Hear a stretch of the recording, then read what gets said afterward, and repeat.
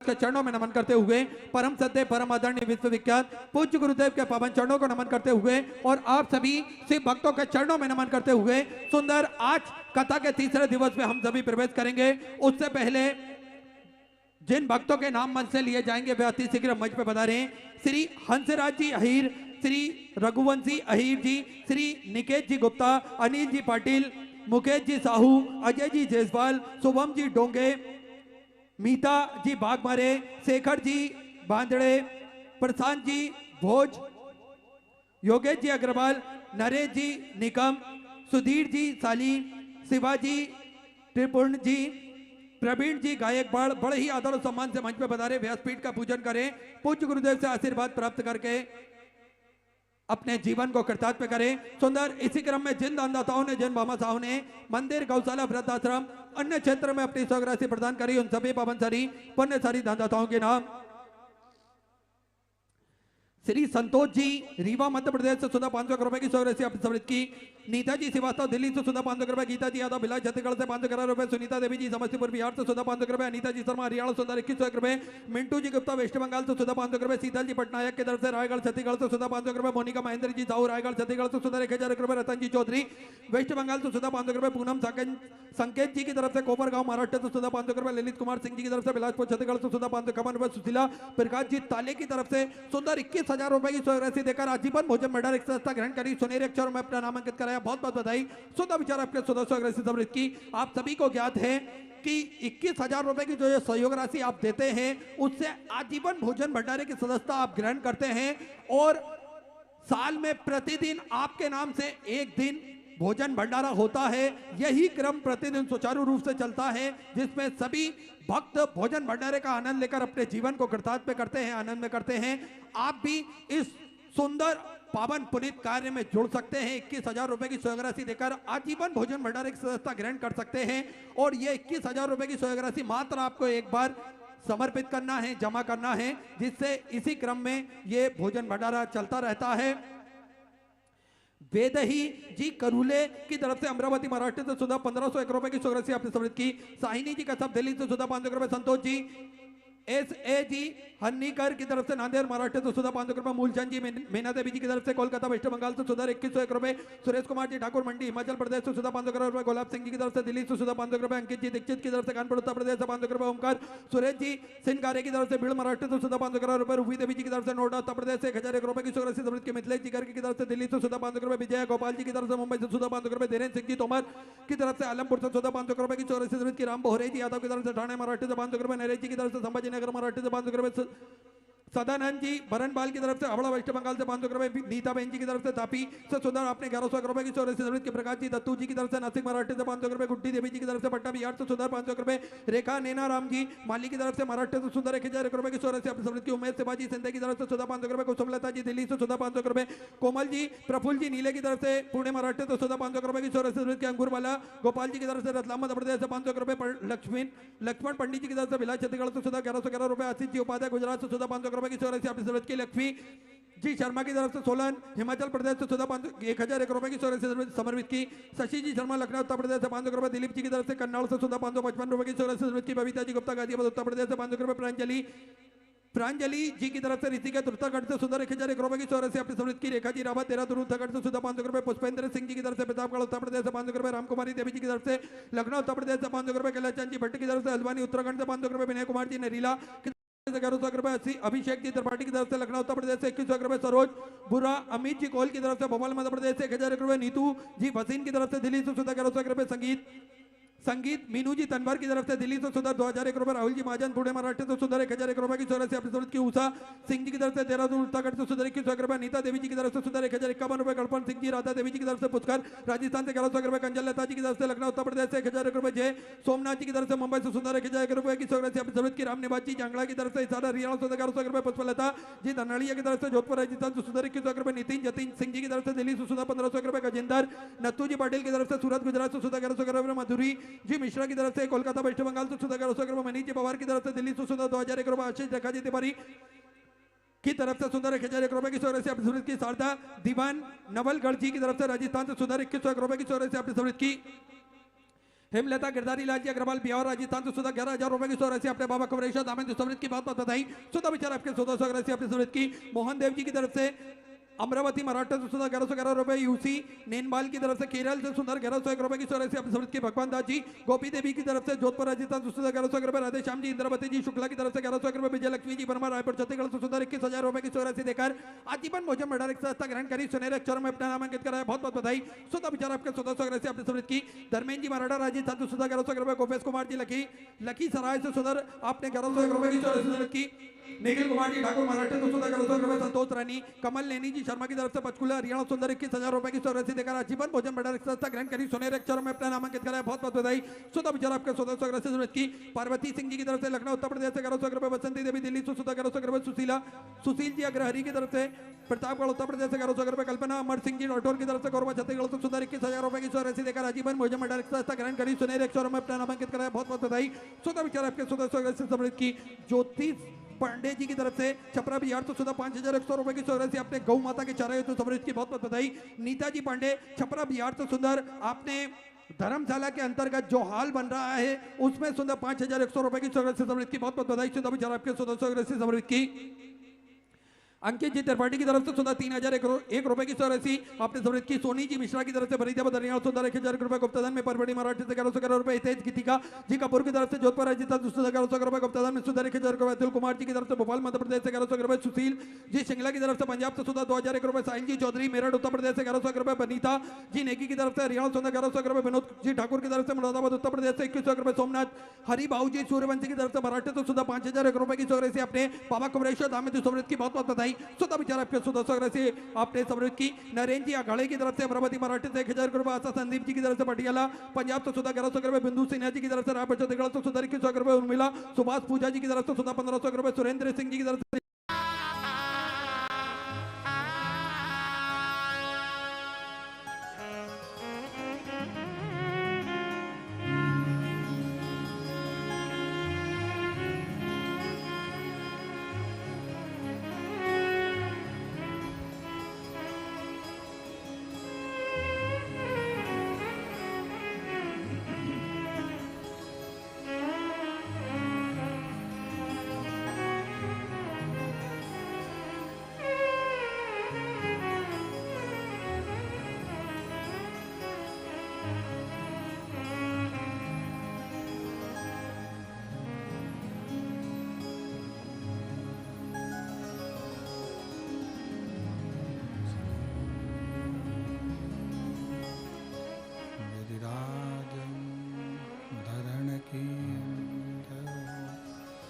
श्री वल्लभा देश की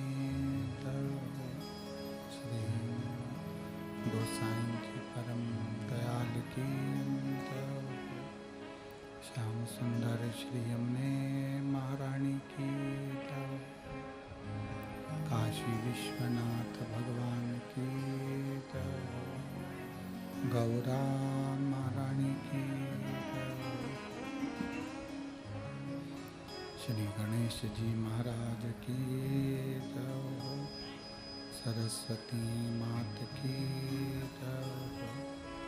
खेड़पति सरकार की कुबेरेश्वर महादेव की महाकालेश्वर भगवान की ओंकारेश्वर भगवान की संत सद्गुरुदेव गौ माता की चिंता संतान अंतारो यत्पदानु रेणवास्यनं तनीत्याचार्यनं प्रणमामि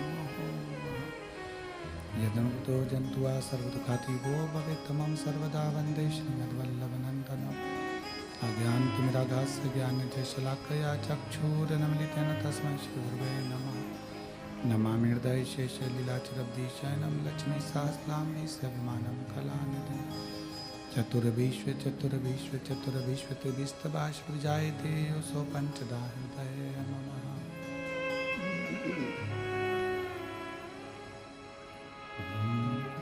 बोल विश्वनाथ भगवान की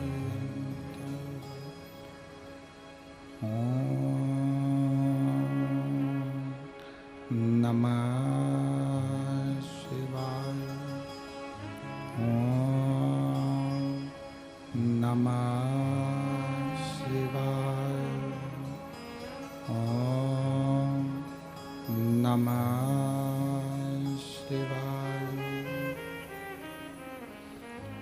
ओम नमः शिवाय की जय। कुबेरेश्वर महादेव की जय। हर हर महादेव, हर हर महादेव, हर हर महादेव। काशी विश्वनाथ, ओगड़दानी, त्रिकालदर्शी, कैलाशी, अविनाशी भगवान शिव, जिनकी पुनीत पावन शिव महापुराण की कथा संपूर्ण विश्व के कल्याण हेतु बाबा देवादिदेव महादेव की कृपा से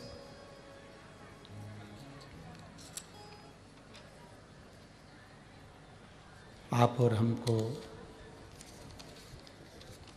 श्रवण करने का सौभाग्य प्राप्त हुआ है। बड़े भाग्यशाली हैं सभी यवतमाल जिले के वनी नगर के रहवासी,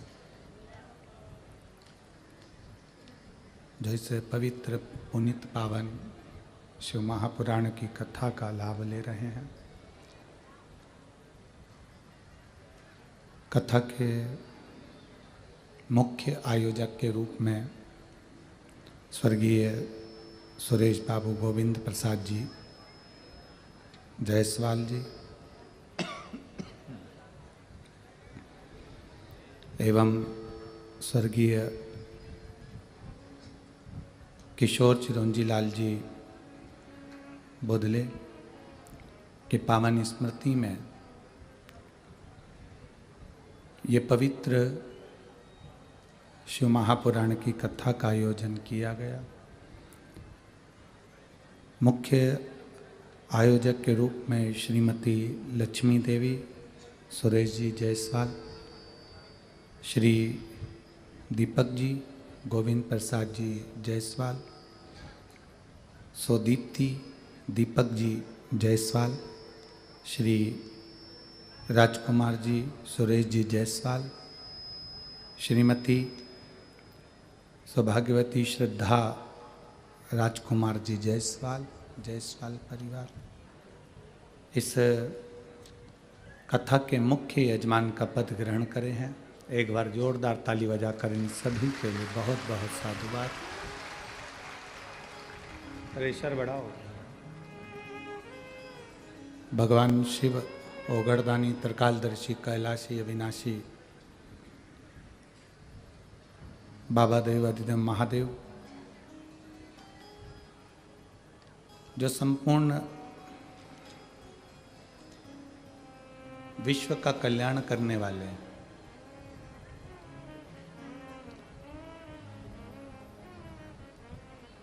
शिव की ही कृपा, शिव की ही उदारता, भगवान शंकर की ही करुणा और उन्हीं की दया है।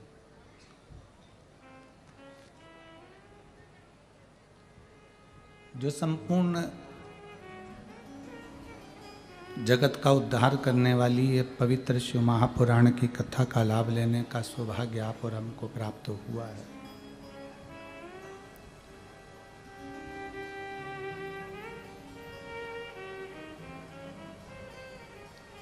कितने कितने जन्म हमारे निकलते चले गए।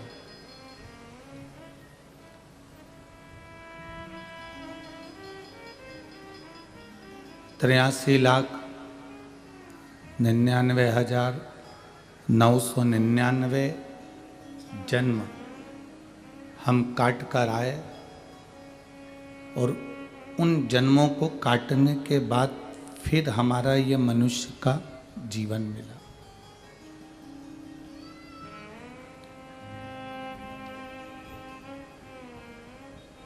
और उस जीवन को भी हम अगर ऐसे ही निकाल दें, व्यर्थ गवा दें, तो फिर मानव का शरीर मिलने का कोई मतलब ही नहीं है। मानव का शरीर प्राप्त करने का फिर कोई मतलब नहीं। अगर हमने ये जीवन ऐसे ही व्यर्थ में गवा दिया, व्यर्थ में निकाल दिया, फिर उसका जीवन फिर प्राप्त करने से कोई मतलब नहीं। शिव महापुराण की कथा कहती है, भगवान शंकर का पवित्र चरित्र वर्णन कर रहा है। शिव महापुराण की कथा वर्णन कर रही है जीवन मानव की देह मिली,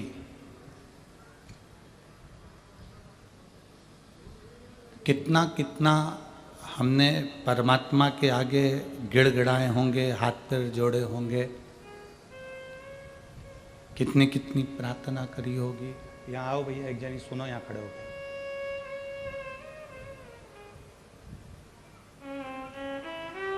कितनी कितनी प्रार्थना करी होगी, कितना कितना निवेदन करा होगा, तब जाकर यह मानव का शरीर हमको प्राप्त हुआ।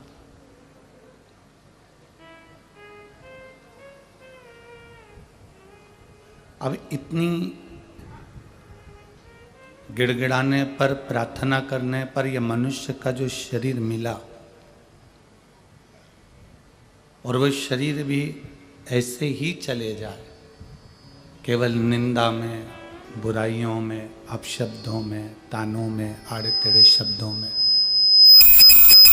तो फिर उसका मतलब ही क्या है? फिर उसका सार तत्व ही क्या है?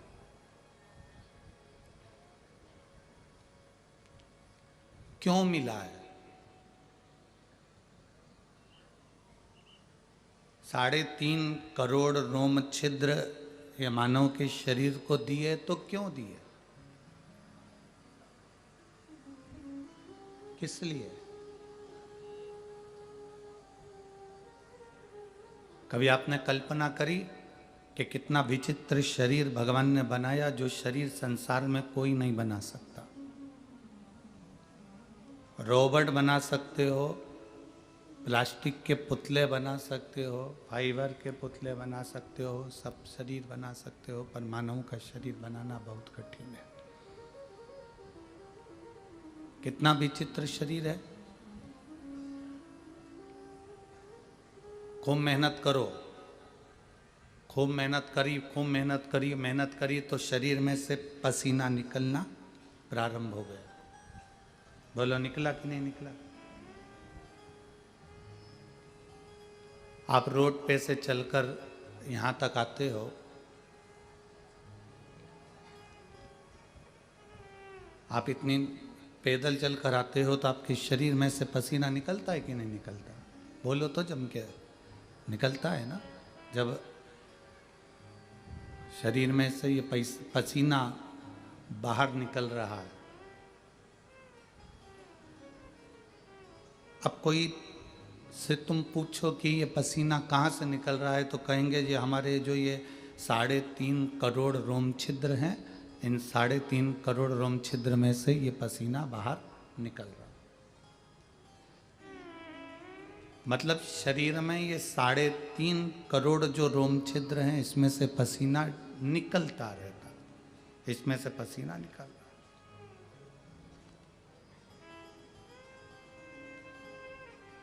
अब शरीर में से 3.5 करोड़ रोम छिद्र में से अगर पसीना निकल सकता है, मतलब इन रोम छिद्रों में बारीक बारीक छेद हैं,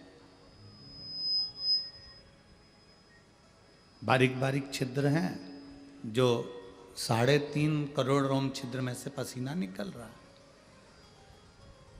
अब यदि लोग कहते हैं कि भगवान ने शरीर बनाया, ऐसा शरीर का निर्माण तो कोई भी कर लेवे, तो करके बताओ।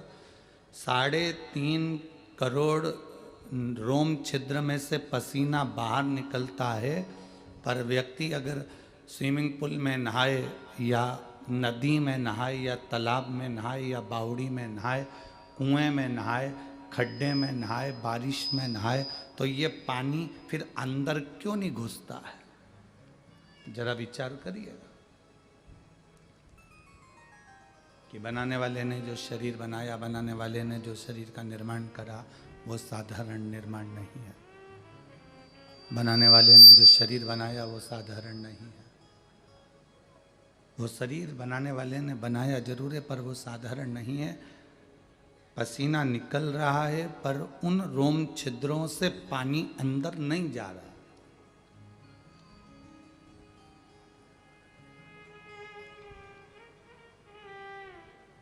एक दुर्वा की डिजाइन अलग है, पीपल के पत्ते की डिजाइन अलग है, आम के पत्ते की डिजाइन अलग है, केले के पत्ते की डिजाइन अलग है। संपूर्ण डिजाइन जितनी इस तलातल रसातल इस पृथ्वी पर मेरे बाबा को करना थी, भगवान को करना थी, ईश्वर को करना थी, उतनी डिजाइन उसने करी।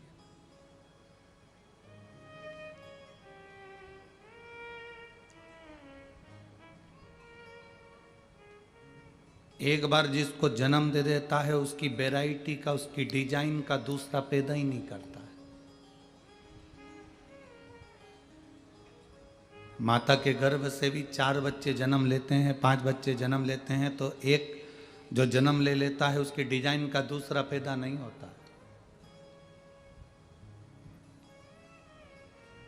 आप रंगोली बना बना कर थक जाओगे, आखिरी में तुम्हारी वही रंगोली वापिस आ जाएगी जो रंगोली तुमने पहले बनाई है, जिस रंगोली का निर्माण तुमने पहले करा है वही रंगोली तुम्हारे सामने आ जाएगी। फिर वापिस तुम वही रंगोली बना लोगे, वापिस वही की वही रंगोली। कोई कपड़ा बनाया है, वो कपड़े की डिजाइन वापिस पलट कर आ जाएगी। कोई हार बनाया है, वो हार की डिजाइन पुरानी डिजाइन वापिस नहीं आ जाएगी, नई वापिस पुरानी हो जाएगी।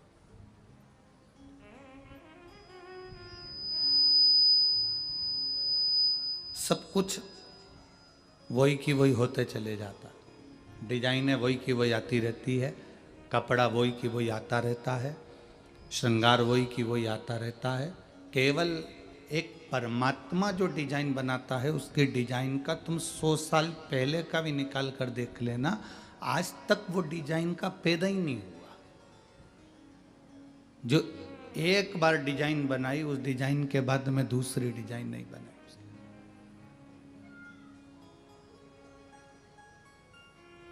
आप कितना ही प्रयास कर लेना, आप कितना ही उसमें बल लगा लेना, पर उसके बराबर कोई नहीं करा। अब जरा विचार करिएगा कि ये मानव का शरीर उसने बनाया, ये मनुष्य का शरीर का निर्माण उसने करा, हमको दिया है। जब आपको और हमको ये मानव का शरीर दिया है, तो हम इस शरीर को और अपनी बुद्धि को, अपने चित्त को, अपने मन को, अपने शरीर को अपन क्यों ना चलाएं?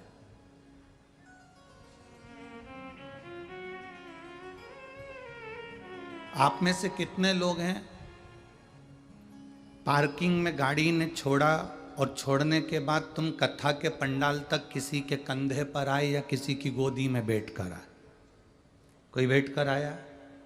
जम के तो बोलो। नहीं आए ना? काय से आए यहां तक? अपने, जम के बोलो, अपने पैरों से। जब अपने पैरों से हम मंजिल तक पहुंचते हैं, अपने पैरों से चलकर हम मंदिर तक पहुंचते हैं, अपने पैरों से चलकर हम बाजार तक पहुंचते हैं, अपने पैरों से चलकर हम गुरुद्वारे तक पहुंचते हैं, अपने पैरों से चलकर हम गुरु की चौखट तक पहुंचते हैं, अपने पैरों से चलकर हम तीर्थ तक पहुंचते हैं, तो फिर गैरों के कहने पर हम मंदिर जाना क्यों छोड़ देते हैं? किस लिए?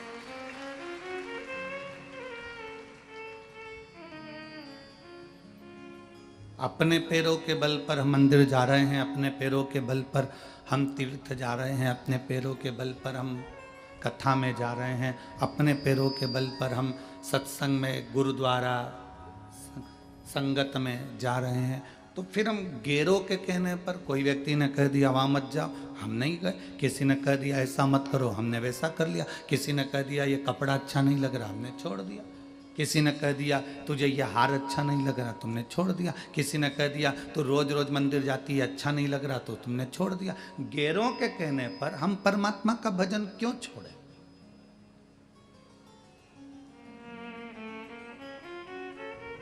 गेरों के कहने पर हम सत्संग क्यों छोड़ें? गेरों के कहने पर हम भगवान का स्मरण क्यों छोड़ें? गेरों के कहने पर हम कीर्तन क्यों छोड़ें? किस लिए? क्या कारण है कि हम, कोई व्यक्ति कहता है और अपने भाई से बैर ले लेते हैं, कोई कहता है और हम अपने अन्य जनों से बैर ले लेते हैं? नहीं, अपने पैरों पर हमको चलना है तो अपना विल पावर, अपने हृदय को मजबूत रखना है। हमें दूसरे के बल पर नहीं चलना।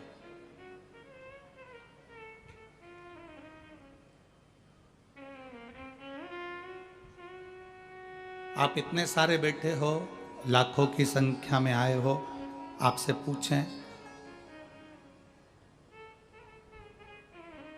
किसी दूसरे ने चबाकर तुमको रोटी दी, मुंह में चबाकर, और तुमने वो खाई क्या? अरे बोलो तो जम के, नहीं खाई ना। किसी ने मुंह में रोटी रख ली, कुरकुरा रख लिया, वेपर्स रख लिया, टॉफी रख ली और मुंह के अंदर चिचवाई खूब जोरदार, रोटी को, सब्जी को, भिंडी को, आलू को खूब चबाया और चबा कर तुमको दिया कि ले तू खा ले। तुमने खाया? नहीं खाया। क्या कहोगे? नहीं, हम नहीं खा सकते, ये बेकार है, ये झूठा है, छोड़ो इसको, हमें नहीं खाना।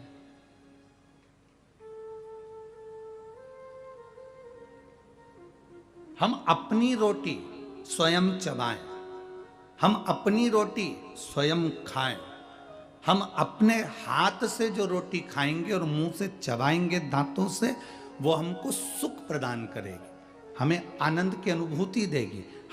हमें उससे ईर्ष्या नहीं होगी, हमें उससे नफरत नहीं होगी। आज का व्यक्ति ऐसी जिंदगी जी रहा है कि उसने जो करा वो मुझे करना है, उसने ऐसा करा तो मुझे करना है, उसने वैसा करा तो मुझे करना है, उसने सोने की पाटली बनवाई मुझे बनवाना है, उसने प्लाट लिया मुझे लेना है, उसने जमीन ली मुझे लेना है, उसने गाड़ी ली मुझे लेना है। भले वो कर्जे में लदालूम होता चले जा रहा है, पर ये विचार करता है कि मुझे भी वैसा करना है। नहीं, अपनी रोटी अपने को खाना है, अपनी रोटी अपने को चबाना है, अपनी रोटी अपने को कमाना है, और उसमें हमें ईर्ष्या नहीं। भले हमारा छोटा सा व्यापार हो, पर हमें दूसरे के देखकर अपने व्यापार की होड़ नहीं करना। हमारा छोटा सा काम हो, पर हमें दूसरे को देखकर नहीं चलना। हमारा अपना हमें देखकर चलना है कि मेरा ये श्रेष्ठ है, मुझे ये कर्म करना है, मुझे ये कर्म धारण करना है। हम दूसरे के आश्रित होकर जीने का प्रयास कर रहे हैं।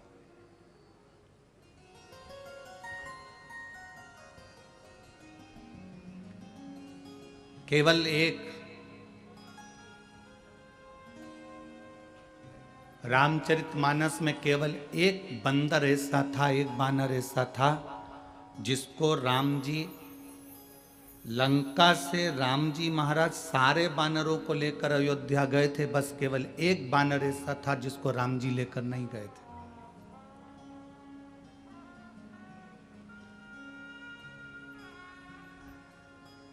जिसने वाल्मीकि रामायण पढ़ी होगी, वाल्मीकि रामायण में उस बानर का नाम लिखा हुआ है। केवल एक बानर ऐसा था जिसको राम जी लंका से अयोध्या नहीं लेकर गए, अवध नहीं लेकर गए। केवल एक बानर। जामवंत को ले गए, विभीषण को ले गए, वहां जितने बानर थे, सुग्रीव, अंगद, हनुमान, और जितने नल, नील और जितने जितने बानर थे, मेरे राम जी महाराज सबको अयोध्या लेकर गए थे। और केवल एक बानर ऐसा था जिसको राम जी अयोध्या लेकर नहीं गए। वाल्मीकि रामायण में इसका वर्णन है। उस बानर का नाम था दुविध बानर। क्या नाम था उसका? दुविध। उस बानर का नाम था दुविध बानर। आपको उस बानर का नाम स्मरण में होना चाहिए कि सब लंका गए, पर दुविध बानर को लंका नहीं लेकर गए।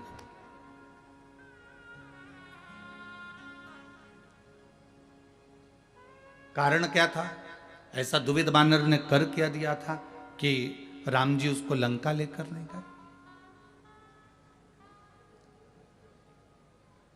वो बानर करा क्या था? उस बानर ने हरकत क्या कर दी थी जो मेरे राम जी सारे बानरों को गले से लगाते हैं, सारे बानरों को हृदय से लगाते हैं, सारे बानरों को लेकर अवध तक जाते हैं, अयोध्या तक जाते हैं, पर द्विविध बानर को लेकर लंका तक नहीं गए, लंका से अवध तक नहीं गए। कारण क्या है? कभी आप भी विचार करो, पूरे गांव के लोग, पूरे बनी के लोग, पूरे यवतमाल जिले के लोग, पूरे चंद्रपुर जिले के लोग बनी में शिव महापुराण की कथा में जा रहे हैं, आप कथा तक नहीं पहुंच पा रहे, तो कभी विचार करा कि मैं इतना व्यस्त क्यों, मेरे को टाइम क्यों नहीं मिल रहा? मैं आखिर 7 दिन की कथा में एक दिन भी कथा के अंदर हाजिरी लगाने नहीं जा पाया, मैं एक दिन भी अपना घर छोड़कर कथा में नहीं जा सकी, मैं जरा सी मेहनत नहीं कर सकी कथा में जाने की, तो आखिर मैंने ऐसा कौन सा पाप कर्म कर दिया था? मैंने ऐसा क्या कर दिया कि अपने नगर में कथा हो रही है, अपने क्षेत्र में कथा हो रही है, और मैं 2 कदम चलकर परमात्मा के द्वार तक नहीं जा पाई? दुनिया के लोग हरिद्वार जाते हैं, दुनिया के लोग गंगा सागर जाते हैं, दुनिया के लोग प्रयाग जाते हैं, दुनिया के लोग प्रयागराज का त्रिवेणी का स्नान करने जाते हैं, दुनिया के लोग कैलाश का दर्शन करने, महादेव का दर्शन करने के लिए सोमनाथ केदारनाथ जाते हैं, और मेरा 12 ज्योतिर्लिंग स्वयं बनी में आ गया और मैं अपना घर छोड़कर नहीं जा सकी। आखिर मेरा पाप कर्म कौन सा है? मेरे अंदर वो कौन सा पाप कर्म समाहित हो गया कि मैं परमात्मा के दरवाजे तक नहीं जा सकी, मैं भगवान की चौखट तक नहीं जा सकी, मैं भगवान के दरवाजे तक नहीं जा सकी, मैं परमात्मा की चौखट तक नहीं पहुंच सकी। मैं धन्यवाद दूंगा बनी के सभी कोयला व्यापारियों को और कोयले की खदान वालों को, जिन्होंने 7 दिन सुबह 6 बजे से रात्रि को 8 बजे तक कोयले की खदानों पे से कोयला भेजना पर रोक लगाकर उन्होंने कहा सब कथा सुनेंगे, सत्संग करेंगे। मैं धन्यवाद दूंगा।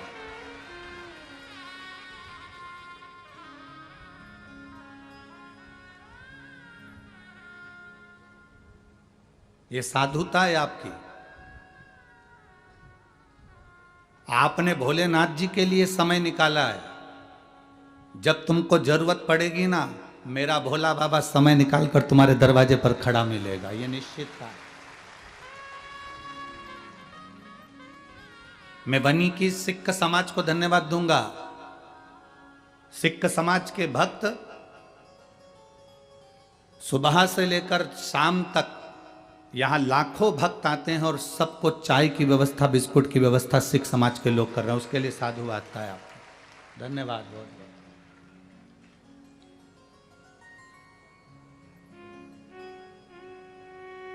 साधुवाद है आपका। अभी हम भटिंडा पंजाब गए थे, तो पंजाब में हमने क्या देखा, वहाँ एक अलग नज़ारा देखने को मिला हमको, अलग नज़ारा।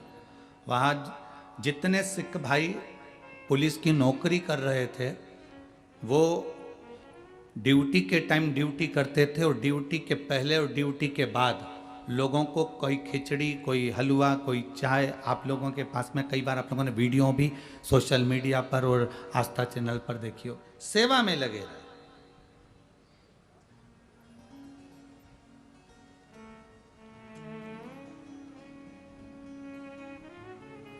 अगर प्रभु कृपा करे, कभी विचार करना, वो जो नहीं आए कथा में वो भी विचार करना कि हमारा पाप कौन सा था, और जो कथा में पहुंच गए, आप लोग इतनी संख्या में कथा में आए हो, कथा में आकर बैठे हो, आप भी विचार करना कि हमारे कौन से पुण्य प्रबल हो गए थे जो बनी में हम शिव महापुराण की कथा में पहुंच गए।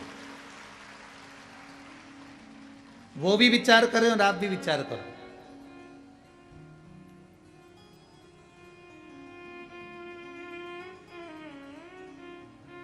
एक महिला बैठी है यहाँ,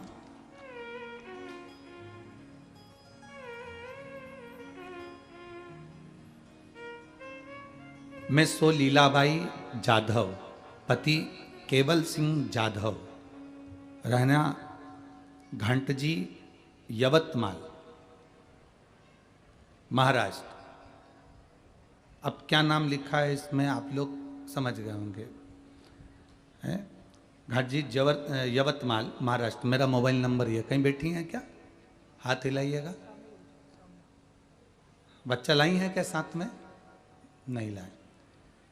बाबा का मैं क्या गुणगान करूं गुरुदेव, मेरे पास शब्द नहीं है। मैं धन्यवाद करना चाहती हूं माननीय जायसवाल जी को, राजा जी जायसवाल, श्रद्धा जी जायसवाल जी को। हमने कभी नहीं सोचा था कि हमारे इस वनी में शिव महापुराण की कथा हो जाए। गुरुदेव, मेरा बहू बेटे जिनके घर में 11 साल तक संतान का सुख नहीं था, सारे डॉक्टरों को दिखा लेना, ऐसी कोई जगह नहीं बची जहां का इलाज नहीं करवाया, लोगों की गोदी भी भरवाई, नरियल भी झेला, पर औलाद का सुख नहीं आया। बहू की आंख में आंसू रहता था, वो हमेशा कहती थी हमको लगता है कि बच्चे नहीं होंगे। लोग अपशब्द कहते, जहां जाओ वहां लोग पूछते तुम्हारी बहू को संतान है क्या, और बहू से भी कहते तुम्हारे को औलाद नहीं हुई अभी तक, बड़ी दुखी रहते। तब गुरुदेव पहली बार किसी के कहने पर पशुपतिनाथ का व्रत किया, और व्रत करने के बाद सफेद आंकड़े की जड़ का प्रयोग करा, और बाबा की कृपा से ऐसी कृपा हुई कि 23/11/2023 को बाबा की कृपा से बहू के यहाँ पर बेटे का जन्म 11 साल के बाद हुआ। मैं बाबा को यहाँ धन्यवाद देने के लिए आई हूँ कि बाबा बंजर भूमि पर भी फल दे देता है, ये उसकी कृपा है। बैठिए बहन, बहुत बहुत साधुवाद। बच्चे का मैं फोटो लगा रही हूँ गुरुदेव। आप सब सोशल मीडिया के माध्यम से, आस्था चैनल, फेसबुक, यूट्यूब के माध्यम से आप सब उस बच्चे का फोटो भी देख रहे होंगे। शिव तत्व है। बैठिए बहन। शंभु ओघड़ी है, त्रिकालदर्शी है, कैलाशी है, अविनाशी है। कभी हम विचार करें कि हमारा पुण्य कौन सा प्रबल हुआ कि हम कथा तक पहुंच गए, और हमारा पाप कौन सा प्रबल हुआ कि अपने नजदीक में कथा होने के बाद भी हम वहां तक नहीं पहुंचे। कौन सा पाप है? और फिर निवेदन है महाराज, मत बुरे कर्म कर बंदे, वरना पछताएगा, भगवान की आंखों से तू बच नहीं पाएगा, तू बच नहीं पाएगा। अरे ओ अज्ञानी मत कर नादानी, अरे ओ अज्ञानी मत कर नादानी। तेरे कर्म का फल भी तू ही पाएगा, जैसा किया तूने तेरे आगे आएगा। मत बुरे कर्म कर बंदे, वरना पछताएगा, भगवान की आंखों से तू बच नहीं पाएगा, तू बच नहीं पाएगा। अरे ओ अज्ञानी नादानी, अरे ओ अज्ञानी मत कर नादानी। कभी विचार करिए कि हमारा पुण्य कौन सा प्रबल हुआ जो हम यहाँ तक पहुँच गए। कभी विचार करिए कि हमारा पाप कौन सा ऐसा प्रबल हो गया कि हम कथा तक नहीं पहुँच पाए। कभी अपने भीतर ये विचार को उत्पन्न करिए, कभी अपने भीतर ये भाव उत्पन्न करिए कि हमारा पुण्य ऐसा कौन सा था जो हमको यहाँ तक लेकर आ गया।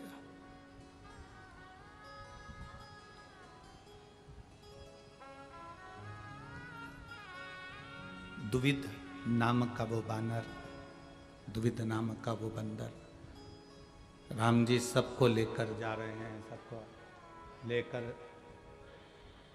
सबको लेकर मेरे राम जी जा रहे हैं। बस केवल एक दुविध नाम का बानर ऐसा था जिसको लेकर नहीं गए, जिसको लेकर नहीं पहुंचे। केवल एक बानर है। अब वो दुविध विचार करे, अब वो दुविध के मन में ये भाव उत्पन्न हो, आखिर वो राम जी जब जामवंत को ले जा रहे हैं, अंगद को ले जा रहे हैं, नल नील को ले जा रहे हैं, सबको लेकर जा रहे हैं, तो फिर हनुमान को लेकर जा रहे हैं, तो दुविध को क्यों नहीं?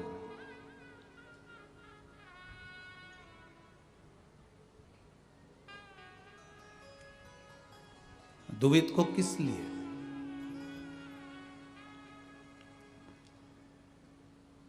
पूछ लिया श्री हनुमान जी महाराज ने। बहुत सावधानी से सुनना इस कथा को, आपको स्मरण में आएगा कि हम कथा तक क्यों नहीं पहुंच पाते, हम राम जी के साथ क्यों नहीं जुड़ पाते, हम भगवान के साथ क्यों नहीं जुड़ पाते, हम परमात्मा के साथ में क्यों नहीं जुड़ते, कारण क्या है?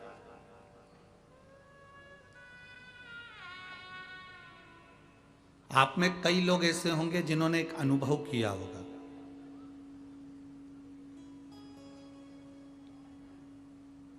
मंदिर जा रहे हो, दरवाजे पर आकर मेहमान खड़े हो जाते हैं, पानी का भरा भरा या लोटा लेके वापस अंदर जाना पड़ता है। कभी किसी ने अनुभव किया होगा, कभी किसी के साथ में अनुभव हुआ होगा। कथा में जा रहे हो और जाते जाते ही तुम्हारा बस निकलने वाले थे, इतनी देर में कोई दरवाजे पर आकर खड़ा हो जाता है और तुम्हें वापस आना पड़ता है।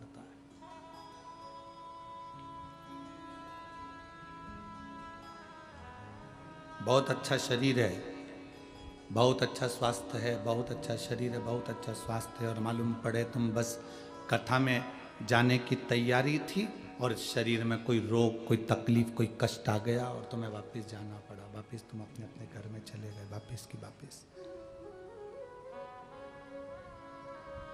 अपने अपने घर की ओर चलते, पहुंच नहीं पाए, मंजिल तक जा ही नहीं पाए। भगवान मालिक है, पहुंच ही नहीं पाए, आप मंजिल तक जा ही नहीं पाए।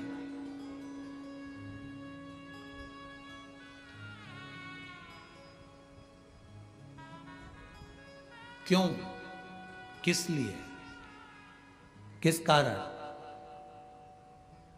कभी विचार करा आपने? शिव महापुराण की कथा में भगवान शंकर माता पार्वती जी को नंदन वन में, काशी में एक बात कहे थे, जो काशी में नंदन वन में देवाधिदेव महादेव विराजमान हैं, नंदन वन काशी में बैठे हुए हैं, माता पार्वती जी के करीब में बैठे हैं, और थोड़ी देर बाद उन्होंने बात करने के बाद, चर्चा करने के बाद शंकर जी वहां से ओझल हो जाते। काशी में नंदन वन में विराजमान, काशी में बैठे। पार्वती जी ने पूछा,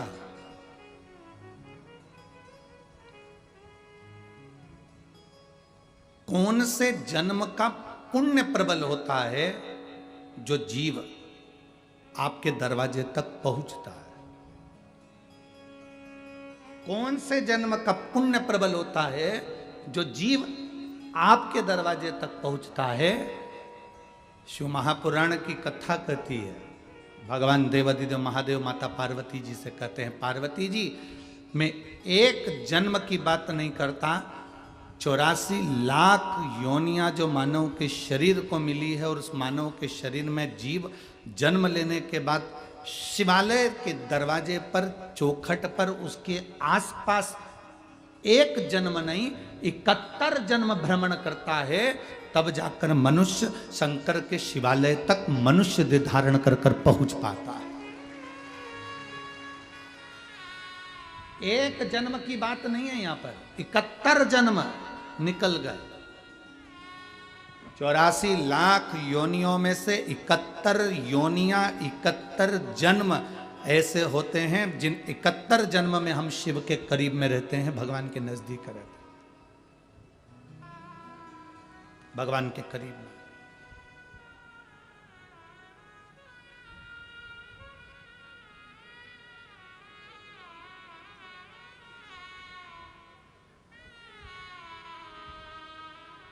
गुरु नानक देव जी के पुत्र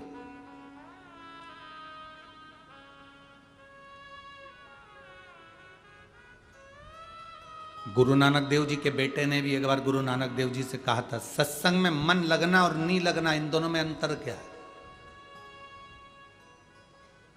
अगर मान लो जीव सत्संग में गया, उसने संगत करी और संगत में बैठा और उसका मन नहीं लगा, तो संगत का, सत्संग का कोई प्रभाव पड़ेगा कि नहीं पड़ेगा? गुरु नानक देव जी के सुपुत्र पूछ रहे हैं, उनके बेटे पूछ रहे हैं, उनके पुत्र पूछ रहे कि संगत में जाकर बैठ गए और मन नहीं लग रहा, चित्त नहीं लग रहा, तो संगत में बैठे कि नहीं बैठे, सत्संग में बैठे कि नहीं बैठे, प्रवचन में बैठे कि नहीं बैठे, कथा में बैठे कि नहीं बैठे? एक बड़ी सुंदर बात कही है गुरु नानक देव जी, कहते हैं गंगा के घाट पर पहुंच गए, गंगा का स्नान नहीं किया, कोई बात नहीं, गंगा के घाट तक तो पहुंच गए और गंगा के घाट की रेत तुम्हारे शरीर से लग गई तो भी तुम्हारा कल्याण निश्चित ही है। गुरु नानक देव जी ने अपने सुपुत्र से कहा कि तुम कहते हो संगत में जाकर बैठ गए, सत्संग में जाकर बैठ गए, कथा में जाकर बैठ गए, मन नहीं लगा, तो फल मिलेगा कि नहीं मिलेगा? तो गुरु नानक देव जी ने कहा कि एक मटके को, एक हंडे को, एक घड़े को नल के नीचे सीधा लगा दो, चाहे उल्टा लगा दो। सीधा लगाओगे तो उसमें पानी भरा जाएगा और उल्टा लगाओगे तो वो घड़ा भले पानी नहीं भराएगा पर ठंडा तो बना ही रहेगा। सत्संग में जाने वाला व्यक्ति ठंडा तो बना ही रहता है, संगत में बैठने वाला व्यक्ति ठंडा तो बना ही रहता है। भले उसमें कुछ भराए ना भराए, उसमें कुछ जाए ना जाए, वो कुछ ग्रहण करे ना करे, पर अगर जब तक वो कथा में बैठा है, जब तक वो सत्संग में बैठा है, संगत में बैठा है, तब तक वो ठंडा। तुम खुद अंदाजा लगा कर देखो, 1 बजे से 4 बजे तक कथा होती है, 1 बजे से 4 बजे के भीतर तुम अगर अपने घर पर होते तो कितना झूठ बोल रहे होते? बोलो, ईमानदारी की बोलो, मोबाइल पे। 1 बजे से 4 बजे के भीतर तुम घर पे क्या कर रहे होते? बर्तन मांज के, रोटी खा के सो रहे। ठीक है, तुम अपना अपना अंदाजा लगा कर देखो जरा सा हो। अब 1 बजे से 4 बजे तक के बीच में बच्चे लोग भी आ रहे हैं, पति भी आ रहे हैं, रोटी भी बना रहे हैं, काम भी कर रहे हैं, सारा काम तुम्हारा 1 से 4 के बीच में चलता कि नहीं चलता? बोलो, जम के बोलो जरा। उस बीच में तुम कितना झूठ भी बोल लेते, उस बीच में तुम किसी से झगड़ा भी कर लेते, उस बीच में तुम सास बहू की आपस में तकरार भी हो जाती, उस बीच में तुम पति पत्नी का भी झगड़ा हो जाता, उस बीच में तुम बच्चों को भी ठोक देते, उस बीच में तुम कुछ आड़ा टेढ़ा बोल देते, उस बीच में तुम गाली भी बक देते, उस बीच में तुम आड़ा टेढ़ा कह भी देते। अब तुम 1 बजे से 4 बजे के भीतर की बात कही, अब तुम 1 घंटे पहले, 2 घंटे पहले निकले और 2 घंटे बाद अपने घर पर पहुंचे, तो 3 घंटे की तो कथा इधर और 3 2 5, 5 और 2, ये 7 घंटे का अंदाजा लगा कर देखना। तुम जब कथा के लिए निकले हो तब से तुम कथा का स्मरण कर रहे हो। मैं जाऊंगी, आगे बैठूंगी, पास में रास्ता मिल जाएगा, वहां पहुंच जाऊंगी, और साथ में पानी की बोतल रख ली है और टॉफियां रख ली है, और मन में आया थोड़ी सी टॉफी ज़्यादा रह जा रही हूँ, सब आसपास वाली को बांट दूंगी, थोड़े से पानी की बोतल ज़्यादा रख ली, सबको बांट दूंगी। मतलब तुम धर्म ही धर्म सोच रहे हो, तुम पुण्य पुण्य सोच रहे हो, अच्छा ही अच्छा सोच रहे हो, और अच्छा सोचते सोचते तुम आ गए, अच्छा सोचते सोचते तुमने कथा सुनना चालू कर दी, अच्छा सोचते सोचते तुम वापिस अपने अपने घर को चल दिए। अब पुण्य ही पुण्य तुम्हारे भीतर चल रहा है। अब इस बीच में ना तुमने निंदा करी, इस बीच में ना तुमने चुगली करी, इस बीच में ना तुमने गाली दी, इस बीच में ना तुमने अपशब्द करा। अब भले तुमने कथा सुनी नहीं सुनी, कथा तुम्हारे अंदर भराई नहीं भराई, पर कथा में जाकर बैठ गए तो कम से कम उतनी देर ठंडे तो बने रहे, मटके जैसे शीतल तो बने रहे।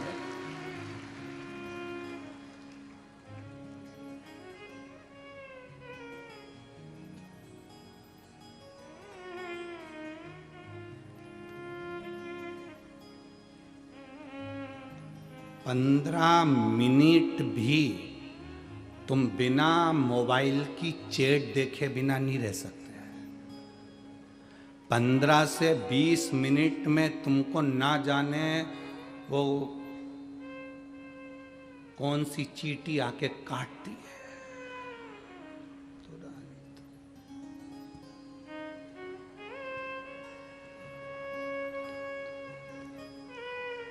हर 15 से 20 मिनट में तुम मोबाइल देखते हो, हर 15 से 20 मिनट में तुम अपना मोबाइल उठा ही लेते हो। किसका कॉल आया, किसका मिस कॉल आया, किसका व्हाट्सएप पे मैसेज आया, कौन सा इंस्टाग्राम पर क्या डाला, फेसबुक यूट्यूब पर क्या हुआ है, सब देखा गया ना। हर 15 से 20 मिनट में तुम्हें मोबाइल पर देखते हो और तुम जवाब भी देते हो। अब ईमानदारी से बोलो, दुनिया के लोग कहते हैं कि गंगा के घाट पे जाके तप करो, साधना करो। हम कहते हैं तुम यहाँ बैठी हो और बिना मोबाइल के, बिना चैट देखे बैठी हो, इससे बड़ा तप साधना क्या हो सकता।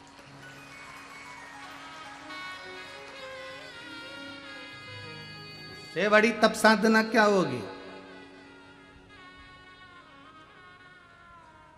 लोग हमको लिख के भेजते हैं, गुरुजी आप अपनी कथा में कभी किसी को व्रत करने का नहीं बोलते, व्रत करने का बोला करो। आप अपनी कथा में साधना करने का नहीं बोलते, साधना करने का बोला करो। आप आपकी कथा में तप करने का नहीं बोलते, तप करने का बोला करो। हम उनसे कहते हैं इससे बढ़कर तप और क्या होगा। हम तो कहते हैं कि व्रत से भी बड़ा व्रत है।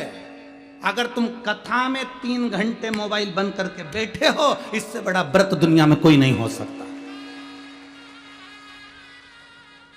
नहीं तो कई तो कथा में भी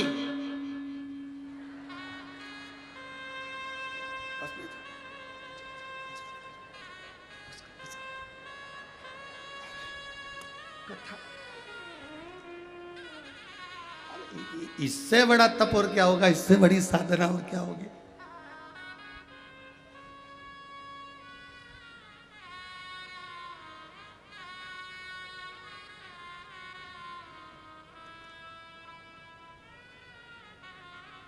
तुम्हारा व्रत ही है जो आपका दिल, आपका हृदय, आपका चित्त, आपकी वृत्ति, आपका मन, आपका हृदय शिव तक जा रहा है, भगवान शंकर की शरणागति तक पहुंच रहा है। भगवान के भजन तक आपका मन अगर जा रहा है तो ये आपका तप ही है, ये आपकी साधना ही है, ये आपका व्रत ही है।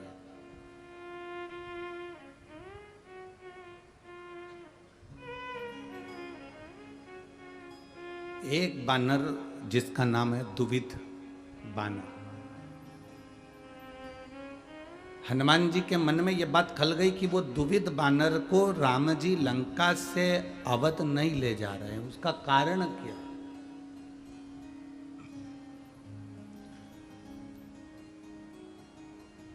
तीन व्रत होते हैं, 3 व्रत सर्वश्रेष्ठ माने गए हैं। पहला व्रत जिसमें आप कुछ मत खाओ, जैसे आप लोग करते हो, फलाहार खाते हो, फल खाते हो, कुछ नहीं खाते, ये भी व्रत है। सोमवार, मंगलवार, गुरुवार पशुपति व्रत, चतुर्थी का व्रत, पंचमी का व्रत, छठ का व्रत, सप्तमी का व्रत, तीज का व्रत, अष्टमी का व्रत, नवमी का व्रत, एकादशी का व्रत, द्वादशी का व्रत, प्रदोष का व्रत, त्रयोदशी का व्रत, शिवरात्रि का व्रत। ये सारे व्रत है जिसमें तुम खाते नहीं हो, भोजन नहीं करते, या फलाहार करते हो, या एक समय खाते हो, ये व्रत है। 3 व्रत मूल हैं, उसमें एक व्रत है जिसमें तुम भोजन नहीं करते। दूसरा व्रत, जिस व्रत में आप किसी प्यासे को पानी पिला रहे हो, भूखे को भोजन करा रहे हो, किसी की जिंदगी में कष्ट चल रहा है और उसके कष्ट को समाप्त करने का प्रयास कर रहे हो, ये भी दूसरे नंबर का व्रत है। ये भी व्रत है। और तीसरे नंबर का व्रत है किसी के चेहरे पर आपके कारण स्माइल आ जाए, प्रसन्नता आ जाए। आपके कारण किसी के चेहरे पर प्रसन्नता दिखे तो समझ लो ये भी व्रत है। जरूरी नहीं कि भूखे रहोगे तो व्रत कहलाएगा, जरूरी नहीं कि कुछ नहीं खाओगे तो व्रत कहलाएगा। व्रत की मूलता यह कहती है कि आप किसी के चेहरे पर प्रसन्नता ला दिए, वो भी व्रत है। आप किसी की दवाई का खर्चा उठा लिए, वो भी व्रत है। आप किसी पढ़ने वाले बच्चे के पास में पैसा नहीं, आपने उसका खर्चा उठा लिया, वो भी व्रत है, वो भी व्रत है।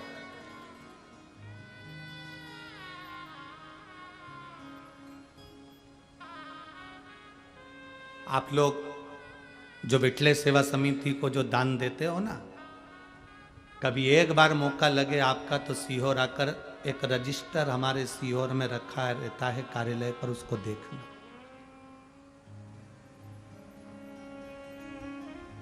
उस रजिस्टर में जो बच्चे पढ़ने वाले होशियार रहते हैं और उनके माँ बाप के पास में पढ़ने का, पढ़ाई कराने का पैसा नहीं रहता, तो उनके स्कूल की फीस, महाराष्ट्र के भी कम से कम 35 से 40 बच्चे हैं, ऐसे हर प्रदेश के थोड़े थोड़े बच्चे लिए हैं। महाराष्ट्र के भी 35 से 40 बच्चे हैं जिनकी फीस विठले सेवा समिति आप जो दान करते हो उससे जमा करती है। जो बच्चे पढ़ने में होशियार हैं, पैसा नहीं उनके पास में, खबर करते हैं, फिर हमारी समिति का व्यक्ति वहां पर जाता है, उस नगर के लोगों से सूचना मांगते हैं कि ये बच्चा, उसकी आईडी और उस स्कूल का पता निकालते हैं, फिर स्कूल वालों से संपर्क करते हैं, इनकी दीन दशा कैसी है, क्या स्थिति है, पढ़ने में कैसा है, फिर उसका समिति उसकी एजुकेशन करा देती है। आप केवल दान ये सोचकर नहीं करते कि हमने मंदिर का दान किया, गौशाला का दान किया, हमने इसका नहीं, आपके दान का एक अंश कोई अगर पढ़ रहा है, कोई विद्या अध्ययन कर रहा है, उसमें भी लग रहा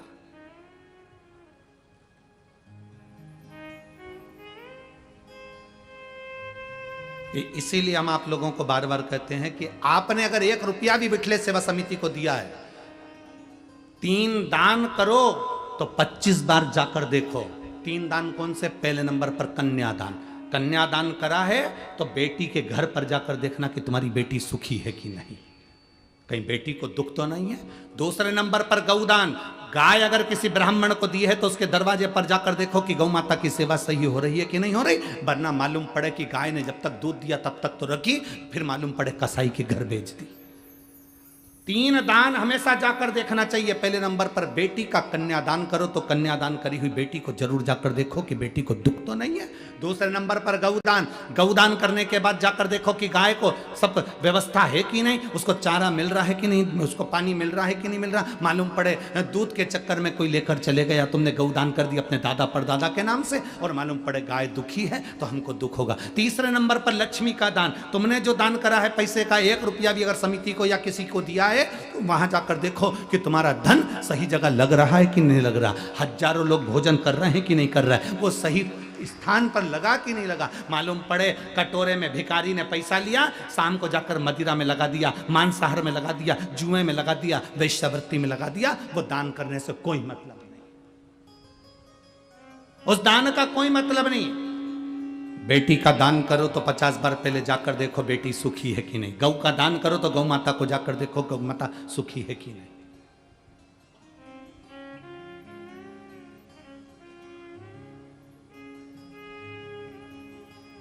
करो।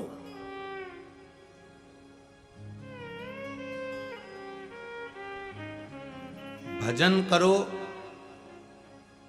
स्मरण करो, श्री शिवाय नमस्तुभ्यम जपो, या 1 लोटा जल महादेव को चढ़ाओ।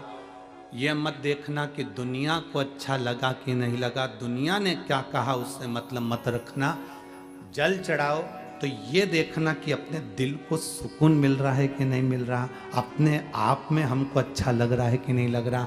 मैं कथा में बैठी हूँ, कथा सुन रही हूँ, मेरे दिल को अच्छा लग रहा है कि नहीं लग रहा। आग लगे बस्ती में अपन रहो, अपने को अच्छा लग रहा है कि नहीं लग रहा वो सोचो। हम क्या सोचते हैं, सबसे पहले तैयार होकर आते हैं तो पूछते हैं मैं कैसी लग रही, और कहीं का कह दे ऐसी लग रही जैसे हरी घास में भैंस चल रही, तो कितना बुरा लगेगा। हमें नहीं पूछना कि हम कैसे लग रहे हैं, अपने को अच्छा लग रहा है ना, मैंने जो वस्त्र पहना मुझे अच्छा लग रहा है ना, मैंने जो धारण करा मुझे अच्छा लग रहा है ना, दुनिया की आदत होती है, जीन्स पहनोगे कोई नहीं टोकेगा, फटी हुई जीन्स पहनोगे, अरे बोलते जाओ जम के, कोई नहीं ठोकेगा, क्योंकि उनको मालूम है फैशन है। टी शर्ट पहनोगे कोई नहीं टोकेगा। वो क्या बोलते हैं, इतना कट वाला आधा बरमुंडा चड्डा पहनोगे कोई नहीं टोकेगा।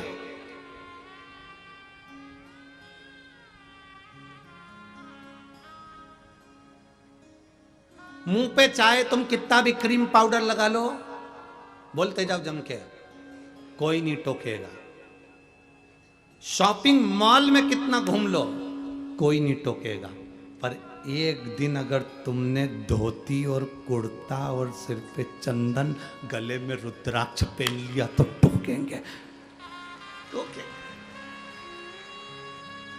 एक दिन तुमने अगर धोती कुर्ता पहना, सिर पे चंदन लगाया, गले में रुद्राक्ष की माला, तुलसी की माला, कंठी पहनी, तो लोग टोकना चालू कर देंगे, भगत जी,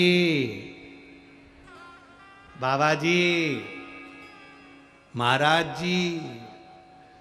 फिर लोग कहेंगे ये तो देखा देखी कर रहा, ये तो ढोंग कर रहा है, ये तो प्रपंच कर रहा है। जीन्स पहने तो किसी ने नहीं कहा कि तुम ढोंग कर रहे हो, टी शर्ट पहने तो किसी ने नहीं कहा कि तुम प्रपंच कर रहे हो, बाल कटवा लिए तो कोई ने नहीं कहा कि तुमने क्या करा। पर तुमने जिस दिन धोती कुर्ता पहना, जिस दिन तुमने मस्तक पर तिलक लगाया, जिस दिन तुमने चोटी बढ़ाई, जिस दिन तुमने यज्ञोपवीत धारण करा, जिस दिन तुमने गले में रुद्राक्ष पहनना चालू करा, जिस दिन तुमने गले में तुलसी की माला पहनना चालू करी, उस दिन दुनिया के लोग टोकना चालू कर देंगे, ये बाबा जी बन जाएगा, ये तो पंडित जी बन गया, ये तो विद्वान बन गया, ये तो अपने आप को ऐसा बन गया, ये तो ढोंग कर रहा है, ये तो प्रपंच कर रहा है, ये तो ऐसा कलर, भगवा कलर का कपड़ा धारण कर लिया। बस क्योंकि दुनिया के लोगों की आदत है सनातन धर्म पर उंगली उठाने की, दुनिया की आदत।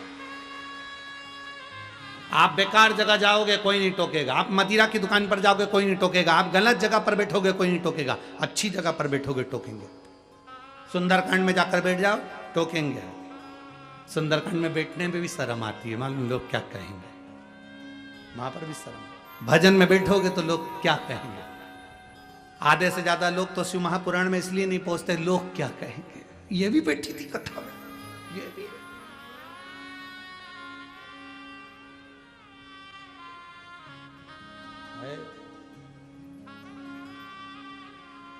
अरे भजन करो भरी जवानी में, बुढ़ापा किसने देखा है। उसका स्मरण आपकी चित्त वृत्ति में रहना चाहिए, उसका स्मरण आपके मन में रहना चाहिए।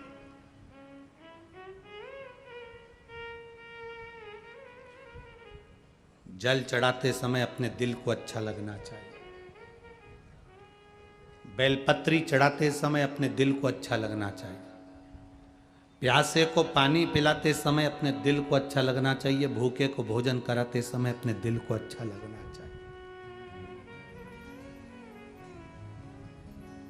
कथा सुनते समय अपने दिल को अच्छा लगना चाहिए, दुनिया कुछ भी कहे। लोग कहेंगे कहाँ जा रही हो, इतनी दूर, गर्मी, मेरे मन को अच्छा लगता है। मैं तो चली वृंदावन राणा, मेरे तो भाग जगे, तेरे महलों में आग लगे। मुझे क्या करना तेरे महलों से, मुझे तेरे महलों से मतलब क्या।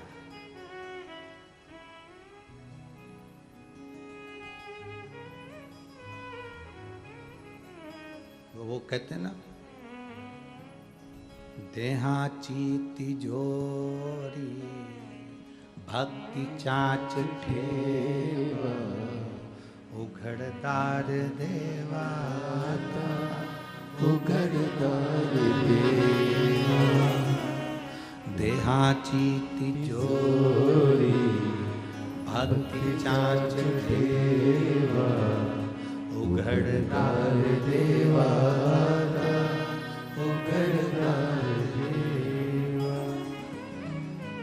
उघड़दार देवा आता, उघड़दार देवा। ये तिजोरी के अंदर भक्ति रूपी रतन जो भरा पड़ा है, उसको हमारे भीतर के भजन को, हमारे भीतर के स्मरण को हम रखिए।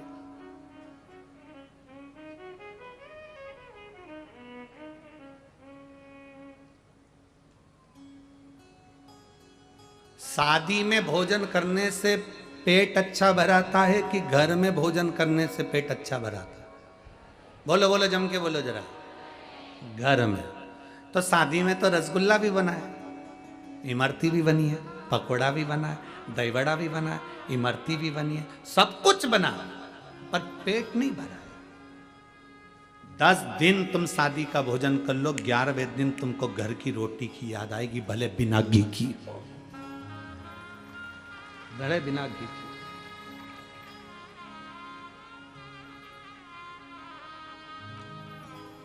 कितना भी सुख हो जाए, घर के भोजन की याद आती है। बस उतना स्मरण अपने बुद्धि में रखना। घर के भोजन की जैसे याद आती है घर की रोटी की याद, क्यों? क्योंकि ये शादी के भोजन से पेट नहीं भराने वाला। शादी के भोजन से केवल पेट भरा सकता है, पर आत्मा नहीं भराएगी, मन नहीं भराएगा। घर का जो भोजन होता है वो तुम्हारी मेहनत का होता है, तुम्हारे परिश्रम का होता है। उसका एक रोटी तुम्हारे को मन और पेट दोनों भर देती है। एक रोटी मन और पेट दोनों भर देती है, क्योंकि वो घर का भोजन है। एक गांव के व्यक्ति ने एक पोस्ट मास्टर से कहा, मास्टर साहब, मेरे बेटा बहुत दूर रहता है, मुझे पैसे की ज़रूरत पड़ती है, मैं पत्र लिख दूं, आप मेरे बेटे को पहुंचा देना। मास्टर साहब ने कहा लिख दो। बेटे को पत्र लिखा। उस पत्र में गांव के व्यक्ति ने लिख दिया, बेटा मुझे हर महीना 10 रुपया भेज दिया कर, मेरा गुजारे के पैसे नहीं हैं। अब 10 रुपए भेज दिया कर। मास्टर साहब को पत्र दिया कि इसको मेरे बेटे तक पहुंचा देना। मास्टर साहब ने सोचा, पोस्ट मास्टर ने सोचा 10 रुपए लिखे हैं, इसमें एक 0 बढ़ा देता हूं, और पोस्ट मास्टर ने उसमें एक 0 बढ़ा दी। अब कितने रुपए हो गए? 100 रुपए। पोस्ट मास्टर क्या करता? बेटा 100 रुपए भेजता, 90 रुपए पोस्ट मास्टर रख लेता, 10 रुपए उस बुजुर्ग व्यक्ति को दे देता। 90 रुपए प्राप्त होने लगे। धीरे धीरे समय निकला। 1 साल बाद पोस्ट मास्टर ने कहा, अब 10 रुपए में क्या होता है काका जी, 20 रुपए तो लिखो। काका जी ने कहा बिल्कुल सही कह रहे हो, 10 रुपए में मेरा गुजारा नहीं होता। 20 रुपए लिख दिए। पोस्ट मास्टर ने क्या करा? जम के बोलो, एक 0 बढ़ा दी। कितना हो गया? 200 रुपए। बेटा 200 रुपए भेजता, 180 रुपए पोस्ट मास्टर निकालता, 20 रुपए गांव के व्यक्ति को। पैसे का ढेर लगने लगा। पुरानी बात थी, उस समय पर 10 रुपए और 20 रुपए बहुत बड़ी कीमत होती थी, बहुत बड़ी कीमत होती थी। पैसा बढ़ता गया, बढ़ता गया, बढ़ता गया। वो व्यक्ति को 20 रुपए मिलते थे और पोस्ट मास्टर को, जम के बोलो, 180। उस समय पर 180 मतलब ये जानकर चलना, आज के समय का 1 सवा लाख रुपया, उस समय का ये स्थिति थी। पैसा बढ़ता गया।